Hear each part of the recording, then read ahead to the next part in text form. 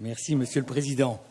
Dans la longue histoire de la théorie des climats, pour l'instant, je retiendrai cette dénomination reçue, l'apport de Jean Bodin, 1529-1596, est fort important. Mais alors que depuis 50 ans à peu près, les études bodiniennes sont très actives, cet aspect de la pensée de Bodin a fait l'objet de peu d'études et la plupart du temps dans la perspective des rapprochements éventuels avec Montesquieu, et cela même assez rarement. Il n'y a donc aucune surprise à constater que la réflexion de Bodin a fait l'objet d'appréciations fort peu convergentes. Je n'en citerai que deux. La première est celle du grand Lucien Febvre, qui, avec son coutumier enthousiasme, salue longuement celui qu'il appelle ce vieux précurseur, à croire que tout aurait commencé avec lui, tandis que l'historien de la géographie Numa Brock rappelle que Bodin a de nombreux précurseurs et souligne que la théorie des climats qu'il expose est, je cite, loin d'avoir le caractère scientifique que lui ont donné les naturalistes du XIXe siècle. Alors, si Lucien Febvre en dit trop, à mon avis, Numa Brock n'en dit pas assez. Je voudrais le montrer en soulignant l'influence en particulier de l'œuvre de Bodin, et je terminerai par l'examen, si j'en ai le temps, d'un exemple qui vous paraîtra certainement assez singulier.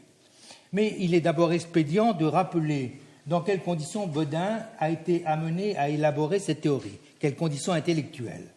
Le premier exposé qu'il en propose précède de 10 ans l'ouvrage sur lequel je m'arrêterai, les 6 livres de la République, qui sont de 1576, puisque en 1566, il publie en latin sa Methodus ad facilem historiarum cognitionem, ouvrage qu'il désigne plus couramment dans l'édition française de la République sous le titre abrégé et bien commode de Méthode des histoires. Un long chapitre de la Methodus, intitulé De recto historiarum in judicio, constatant les divergences des récits des historiens, se demande comment juger de l'exactitude ou du moins de la vraisemblance des faits qu'ils rapportent, et pose qu'il faut pour cela disposer de connaissances assurées sur la populorum natura, le naturel des peuples, car c'est cela qu'il a en vue. Les savants, explique-t-il, de Diodore à son presque contemporain Johannes Bohemus, lui ont consacré des monographies, mais qui, isolées, simplement compilées et établies sans principe, n'ont rien de certain. Il faut donc, écrit-il, chercher des faits régis par la nature et non par les institutions humaines, ce que n'ont pu faire les vieux savants, vu, je cite encore, leur complète ignorance des régions et des contrées qui n'étaient pas encore découvertes. Bodin a bien le sentiment qu'il faut une connaissance de la Terre entière pour pouvoir construire un savoir réfléchi de la populorum natura.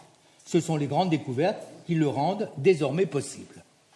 Ce long chapitre de la méthode des histoires fournit des matériaux que Bodin va reprendre en triant parmi eux, et sans tous les reprendre, dans le premier chapitre du livre 5 des 6 livres de la République, dont le titre définit exactement l'objet. Vous l'avez sous les yeux au début du document, du règlement qu'il faut tenir pour accommoder la forme de République à la diversité des hommes et le moyen de connaître le naturel des peuples. Le naturel des peuples étant, en première analyse, façonné par le naturel des lieux, Bodin conduit son analyse selon 3 directions, ainsi définies dans la méthode. Je traduis. Nous expliquerons donc en premier lieu la nature des peuples placés au nord et au midi, puis celle des orientaux et occidentaux, puis l'influence des divers lieux montagneux, marécageux, ventilés ou abrités. Et ce plan est encore celui de la République, comme vous pourrez le voir par le texte numéro 1, aux lignes 7 et suivantes. Or, tout ainsi que nous voyons en toutes sortes d'animaux une variété bien grande et en chacune espèce quelques différences notables pour la diversité des régions, aussi pouvons-nous dire qu'il y a presque autant de variétés au naturel des hommes qu'il y a de pays, voire en même climat, retenons ce mot pour l'instant. Il se trouve que le peuple oriental est fort différent à l'occidental, et en même latitude et distance de l'équateur, le peuple des septentrions est différent du méridional. Et qui plus est, en même climat, latitude et longitude, et sous même degré, on aperçoit la différence des peuples montueux à la plaine, de sorte qu'en même lieu, la diversité des hauts lieux aux vallées tire après soi, entraîne avec elle, la variété d'humeur et de mœurs aussi, qui fait que les villes assises en lieux inégaux sont plus sujettes aux séditions et changements que celles qui sont situées en lieu du tout égal, complètement égal. Suivons donc à notre tour ces trois directions. Je suivrai l'ordre proposé dans la méthode 12 parce qu'il est plus rapide. C'est à la première, celle qui confronte le Nord et le Midi, que Bodin accorde les développements les plus nourris. Reprenant la vieille distinction dans chaque hémisphère de trois zones froides, tempérées et torrides, Bodin lui superpose un découpage en bandes de 30 ou même de 15 degrés pour les deux parties extrêmes, de façon apparemment arbitraire.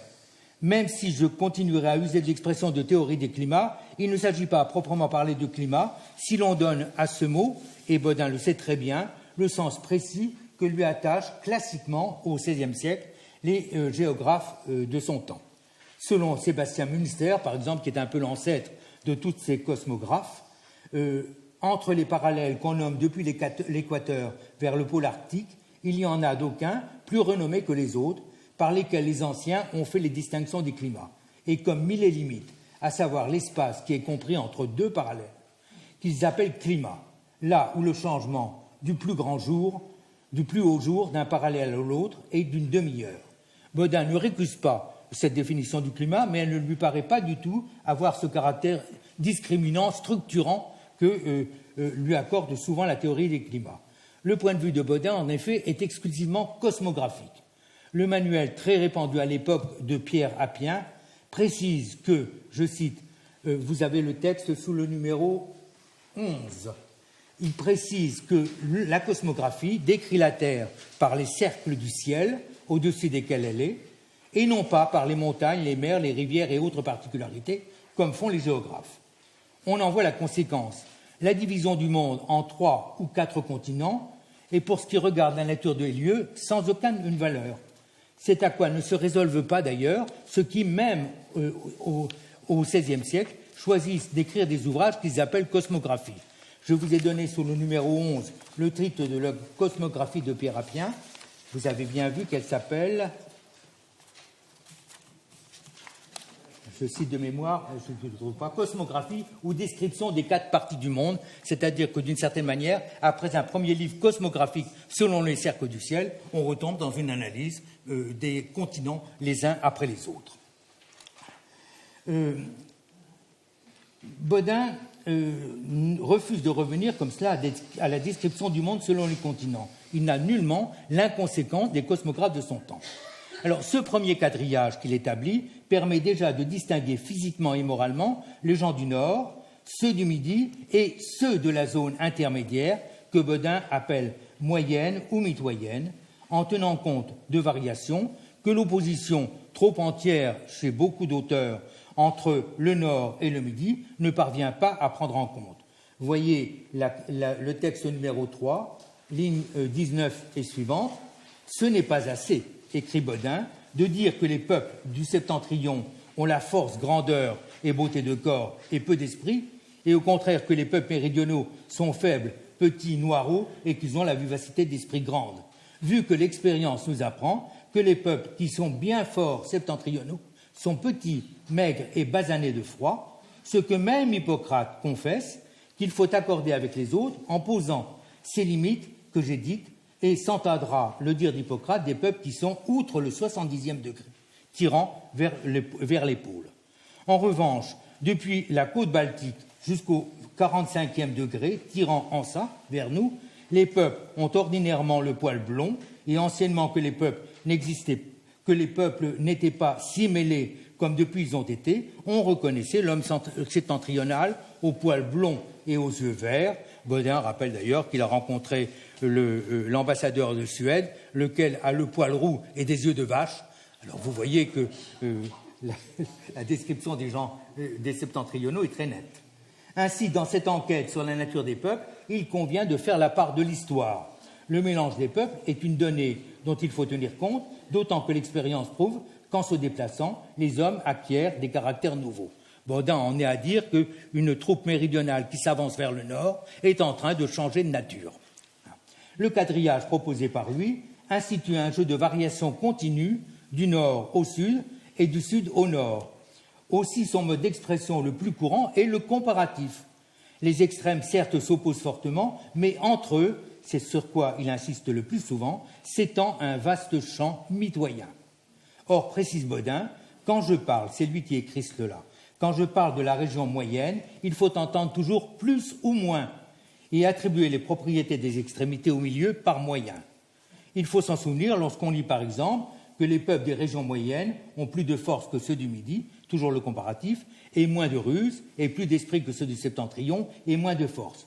Et cela dit, il est permis de dégager, c'est simplement cela, de grandes tendances, rien de plus, dans un ensemble qu'il ne faut jamais disperser en unités séparées. Ainsi, écrit Bodin, si bien on prend garde, c'est le texte numéro 4, les premières lignes, si bien on prend garde aux histoires de tous les peuples, on trouvera que les grandes armées et puissances sont venues du Septentrion, les sciences occultes, la philosophie, la mathématique et autres sciences contemplatives sont venues du peuple méridional, et les sciences politiques, les lois, la jurisprudence, la grâce de bien dire et de bien discourir ont pris leur commencement et origine aux régions moyennes, et tous les grands empires y ont été établis. Regardons encore le sort des grands empires. Il nous explique que les Arabes et les Maures ont échoué à assujettir la Grèce et l'Italie et ont été repoussés de France. Que l'Empire romain a dominé le Midi et l'Orient, mais n'a pas beaucoup gagné sur les peuples d'Occident et de Septentrion. Il reste que l'analyse doit veiller à ne pas perdre de vue la totalité. Comme Bodin le dit dans toutes ses œuvres, le Créateur a composé le monde comme une unique et ample musique, où des notes extrêmes et opposées sont liées entre elles par des notes moyennes. Et il le redit encore dans la République, tout ainsi que les peuples des régions moyennes tiennent des deux extrémités en humeur, aussi conviennent-ils avec les uns et les autres en mœurs et complexion.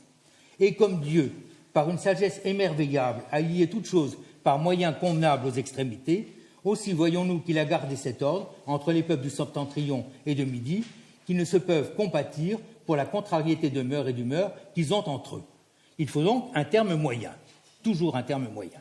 C'est cette tension vers l'unité, grâce à l'existence de ce terme moyen qui unit les extrêmes, qui explique l'importance, certes secondaire, que Bodin accorde à la longitude. Jusqu'à maintenant, nous n'avons vu que la latitude. L'opposition du Nord et du Midi et la conciliation que constitue la zone mitoyenne privilégient la latitude en effet.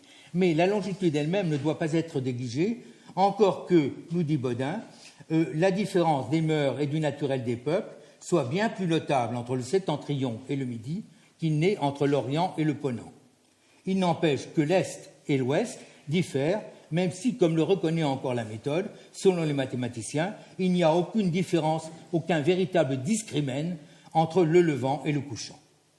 L'étude du naturel des peuples permet en effet d'établir que le peuple d'Occident, dit Bodin, tient beaucoup du naturel du Septentrion et le peuple oriental du naturel du Midi en même latitude. On retrouve là, on voit déjà là notre tendance à dire indifféremment dans bien des cas méridional ou oriental. Nous avons tendance souvent à les superposer. L'étude de la Populorum Natura permet en effet d'établir que les peuples d'Occident tiennent beaucoup du naturel du Septentrion et les peuples orientaux du naturel du Midi, en même latitude. La thèse de l'unité multiple du monde y trouve son compte.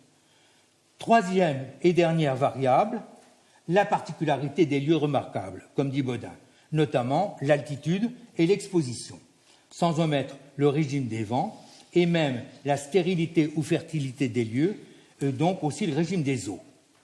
Le plus notable changement, écrit-il, le plus notable changement particulier est la différence des lieux montueux et des plaines, et des vallées tournées vers le septentrion ou vers le Midi, en même climat, en pareille latitude, voire en même degré. Une fois encore, on voit ici que le climat n'est pas une notion discriminante. Les exemples ne mentent pas. Retenons celui-ci. Il ne faut point s'émerveiller si le Florentin, qui est exposé au Levant et au Midi, ayant les montagnes à dos du côté du Septentrion et du Ponant, a l'esprit beaucoup plus subtil que le Vénitien, est plus avisé en ses affaires particulières, et notamment les Florentins assemblés pour la subtilité de leur esprit gâtent tout, où le Conseil des Vénitiens résout très sagement, ainsi qu'on a remarqué depuis 200 ans. Bodin ajoute que les Florentins ont l'orgueil de leur subtilité, et d'autant qu'ils s'estiment tous dignes de commander, ils veulent l'État populaire. Ainsi, les lieux façonnent les hommes, et à leur tour, les hommes, selon leur naturel, marquent leur préférence pour tel ou tel régime politique. Les peuples septentrionaux ou montagnards, qui sont fiers et guerriers, aiment mieux les États populaires, ou du moins les monarchies électives, et ne peuvent pas aisément souffrir qu'on leur commande. Si l'on peut, de ce point de vue, assimiler les septentrionaux et les montagnards, c'est que les montagnes sont bien souvent, nous dit Bodin, plus froides que la région fort septentrionale. De là, la force et la vigueur de leurs habitants. Selon les Hurons africains, par exemple, on trouve en Afrique, au mont Atlas, des vieillards centenaires encore très solides. Ces vigoureux gaillards aiment fort la liberté. La Suisse illustre tout à fait cette proposition. Il écrit « Les 5 petits cantons des montagnes et les grisons aussi sont estimés plus fiers et plus belliqueux et se gouvernent du tout populairement, complètement populairement. Les autres sont plus traitables et se gouvernent plus aristocratiquement, étant leur naturel plus enclin à l'aristocratie qu'à l'État populaire. » Alors, cette pente qui incline les hommes à un certain mode de gouvernement doit être considérée comme d'un poids égal à la nature des lieux qu'ils habitent. Pour définir un peuple, il faut avoir égard, nous dit Bodin, aux particularités des vents, des eaux, de la terre, des lois et coutumes, et ne s'arrêter pas en tout et pour tout au climat. Voilà qui définit tout un programme. Bodin est-il en train de définir une sorte de déterminisme où la nature et la coutume conjugueraient leurs efforts? Bien au contraire, il en rejette l'idée en des termes sans équivoque. Annonçant le plan du chapitre, il écrit « Après, nous dirons aussi combien la discipline peut changer le droit naturel des hommes, en rejetant l'opinion de Polybe et de Galien, qui ont tenu que le pays et la nature des lieux emportent nécessité aux mœurs des hommes, c'est-à-dire entraînent nécessairement les mœurs des hommes. » Bodin reprend ici une réflexion qu'il avait déjà faite dans la méthode douce, mais sans plus de détails et qui me pose des problèmes. Sans doute son style au fameux opuscule très célèbre au XVIe siècle de Galien, qu'on a déjà cité ici plusieurs fois, que les mœurs de l'âme suivent le tempérament du corps, ouvrage qui, au XVIe siècle, est justement très souvent examiné dans la perspective de savoir si c'est un déterminisme ou non que Galien définit. Quant à Polybe, il ne s'agit certainement pas, quoique semblent dire les annotateurs, de l'historien politique, puisque plus loin Bodin allègue ce que rapporte l'historien lui-même des monts d'Arcadie, dont les anciens législateurs avaient étroitement obligé les habitants à apprendre la musique sous grande peine pour adoucir le naturel sauvage de ce peuple. Il me semble donc que Bodin fait ici probablement allusion à Polybe de Cos, disciple d'Hippocrate, à qui l'on attribue les traités de la nature humaine et de le régime salubre, le régime de santé des salubri diaeta, de la collection hippocratique. Reste à savoir, et là je manque un peu de documentation, si l'interprétation que Bodin propose était reçue de son temps, était fondée. En tout cas, si serré que soit le réseau des influences naturelles et culturelles qui pèsent sur les hommes, Bodin tient à préciser que si un peuple manifeste des caractères communs, il est quand même possible, et c'est encore cette liberté dont il se réclame qui se manifeste ici, il est quand même possible aux individus de s'affirmer. Venant de présenter les 3 grandes zones, il conclut « Voilà quant aux qualités générales de tous les peuples, car quant aux particuliers, il se trouve en tout lieu et en tout pays des hommes de toutes sortes d'humeurs, sujets à ce que j'ai dit, de plus ou de moins, toujours le plus ou le moins. » Ensuite, les événements changent les hommes. Ainsi, les guerres civiles ont rendu les Français farouches, eux qui ne cédaient à nation quelconque en courtoisie et humanité. Équivalent des événements, la discipline au sens large du terme. Bodin en détaille les composantes pour en montrer l'efficience, pour faire voir combien la nourriture, c'est-à-dire l'éducation, les lois, les coutumes ont de puissance à changer la nature. À preuve, parmi beaucoup d'exemples, les Romains, ils ont du tout perdu la splendeur et vertu de leur père par une oisiveté lâche et couarde. Alors ces changements sont lents, mais quand ils quittent leur lieu naturel, les hommes gardent toujours plus ou moins longtemps un certain nombre de traits de leur première nature. Ainsi, le français est bilieux et colère, ce qui le rend plus actif, prompt et diligent que l'espagnol, de sorte que les Espagnols apprécient beaucoup le personnel de service originaire de France. Il faut dire qu'au XVIe siècle, évidemment, c'était la France qui fournissait à l'Espagne du personnel de maison. Les choses se sont inversées. Mais à la longue, les hommes se changent profondément si une discipline bien conduite sait les régir. Tout ce long chapitre de la République veut répondre à son titre. Quel règlement tenir pour accommoder la forme de République à la diversité des hommes? On cherche, précise les premières lignes, à accommoder la forme de la chose publique à la nature des lieux et les ordonnances humaines aux lois naturelles. Accommoder, c'est adapter, ajuster. La version latine traduit bien conformare. C'est une tâche délicate et qui demande beaucoup de précautions. Quand Rome a voulu imposer une même règle à tous les peuples de l'Empire, je cite, « La loi des Romains n'a pas tenu coup aux peuples d'Afrique pour les inconvénients qu'en advenaient, comme il en prend à tous ceux qui veulent accommoder toutes les lois du peuple méridional au peuple septentrional. » On sait combien le politologue Jean Bodin, c'est dans tous les manuels de philosophie politique, combien le politologue Jean Bodin tient la monarchie pour le meilleur régime politique. Il n'empêche qu'il ne recommande pas de l'imposer en tout lieu, car il sait la résistance qu'inspire la populorum natura. Il écrit « Celui donc s'abuserait bien fort qui voudrait changer l'état populaire des Suisses, Grisons et autres montagnards en monarchie. Car bien que la monarchie soit beaucoup meilleure en soi, si est-ce que le sujet n'y est pas si propre. » Dès le début de son livre, Bodin souligne, pour la fin dernière de la République, la culture des vertus contemplatives.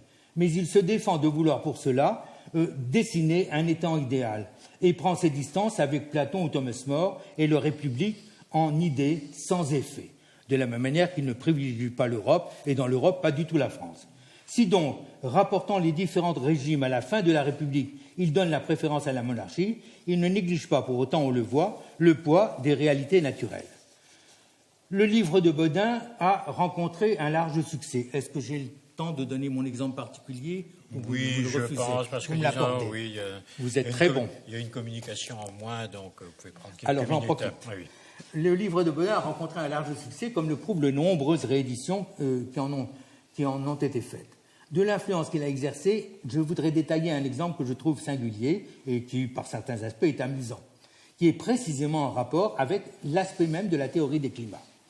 Traitant des divers tempéraments, tels que concourent à les façonner la nature des lieux, Bodin propose une sorte de typologie des différentes sortes de folie. On n'est pas fou de la même manière au nord et au midi, au sud et à l'ouest, etc.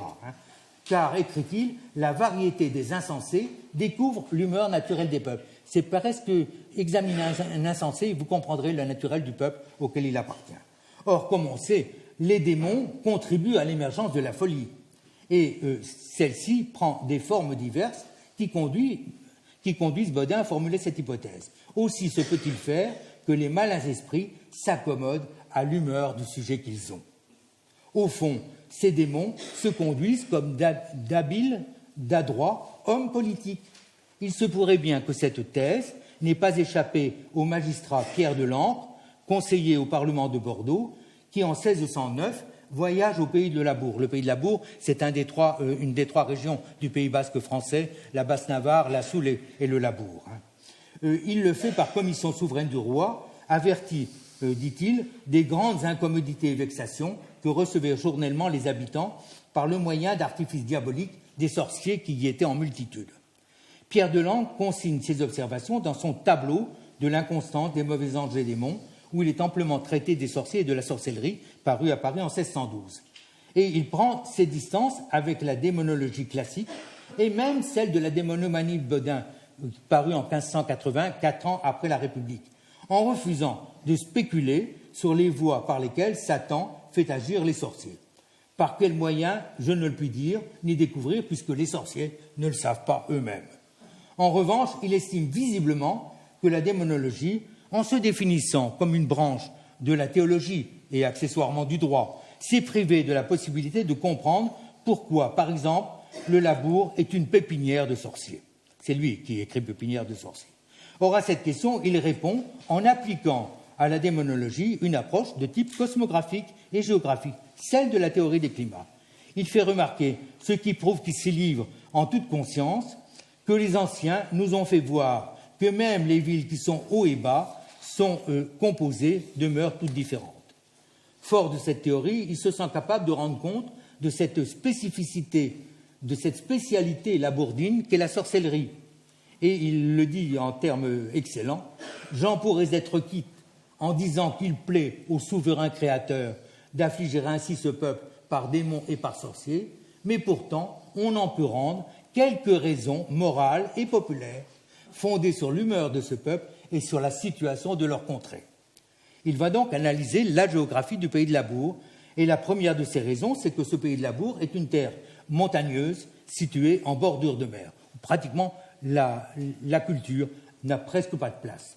Les Labourdins ont bien des champs, mais ils les négligent au profit de cet attrait, notamment de la mer, quand ils descendent de la montagne, c'est vers elle qu'ils se dirigent. Et il nous les dépeint dans l'infertilité conjointe de ces deux réalités fortement opposées. Les voici qui n'ont, écrit-il, il écrit très bien et il adore écrire, et c'est assez beau à lire. Les voici qui n'ont autre champ que les montagnes et la mer, autres vives et grains que le millet et le poisson, ni ne le mangeant sous autre couvert que celui du ciel, ni sur autre nappe que leur voile. On voit ainsi la mer prendre le pas et modeler l'esprit des gens du lieu. Les voici maintenant, le genre, toute leur bonne fortune est conduite sur les flots qui les agitent nuit et jour, qui fait que leur commerce, leur conversation et leur foi est du tout maritime, traitant toutes choses quand ils ont mis pied à terre, tout de même que quand ils sont sur les ondes en audoyant, toujours hâtés et précipités, et gens qui, pour le moindre grotesque qui leur passe devant les yeux, vont courant su et vous portent le poignard à la gorge. Pierre de l'Ancre traite résolument de la sorcellerie du Labour comme d'un phénomène collectif. Par la considération du climat, elle devient une particularité de ce pays, comme la culture de la pomme et la pêche à la baleine. Et le livre de notre magistrat s'apparente aux relations de voyage dont la géographie fait son miel. Mais Pierre de l'Ancre se demande aussi comment l'on peut remédier à un mal si largement répandu dans le pays de Labour. Le roi l'a commissionné pour le réprimer. Mais il y faudrait un bien plus puissant remède. Évidemment, il a de la chance. Un certain nombre de sorciers, le voyant approcher, s'enfuient vers l'Espagne. Et les inquisiteurs les ramènent à la frontière et demandent à Pierre de l'Ancre de les reprendre. Et Pierre de l'Ancre les refuse en leur disant que c'est un meuble dont il ne faut pas faire inventaire. Je le cite là. Mais il voit bien aussi que, malgré toute la répression qu'il exerce, et Dieu sait qu'il l'a faite avec violence, eh bien, il n'y aura qu'une solution qui sera la discipline, remettre ce peuple dans le droit chemin, penser les ramener ou détourner par la voie de la justice, il est du tout impossible. La dévotion et bonne instruction y ferait beaucoup plus d'effet. Voilà un exemple singulier que je vous remercie de m'avoir permis de développer quelques minutes.